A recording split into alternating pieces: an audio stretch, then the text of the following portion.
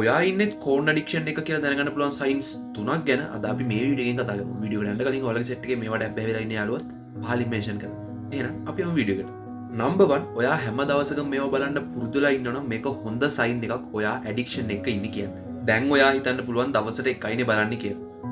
ඒ වුණාට මේක ඔයාගේ මොළයට ගොඩක් හානිකර දෙයක්. මේ වගේ දෙයක් බලන්න නැතුව ඔයාට පැය 24ක්වත් ඉන්න බැයි නම් ඔයාට තියෙන තනිකරම ඇඩික්ෂන් එක. අයින් නම්බර් 2 ඔයා හොඳ වීඩියෝ එකක් හම්බ වෙනකම් වීඩියෝ 100ක් විතර ස්ක්‍රෝල් කර බලනවා නම් ඔයා ඕනි වටත් වඩා මේවා බලලා තියෙනවා. බ්‍රෝ පොඩ්ඩක් කල්පනා කරලා බලන්න දැන් ඔයා ඉන්නේ මේ ඇඩික්ෂන් එකේ එක්ස්ට්‍රීම්ම ලෙවල් එකේ. සයින් නම්බර් 3 ඔයා ඔයාගේ හැම සිටුේෂන් එකකම මේ වගේ දේවල් හිත කාලය ගත කරනවා නම් උදාහරණයක් විදිහට ඔෆිස් එකේදී, බස් එකේදී, ජිම් එකේදී මේ වගේ එක තැන්වලදී ඔයා මේවා හිතේ දිනනවා නම් මේකත් හොඳ සයින් එකක්. ඔයා දැනටමත් ඇඩික්ෂන් එකක් ඉන්නවා කියන්නේ. ඉතින් මේ වගේ සයින්ස් ඔයාටත් තියෙනවා නම් පුළුවන් තරම් ඉක්මනට මේ වගේ ගැලවෙන්න try කරන්න. එහෙනම් good luck.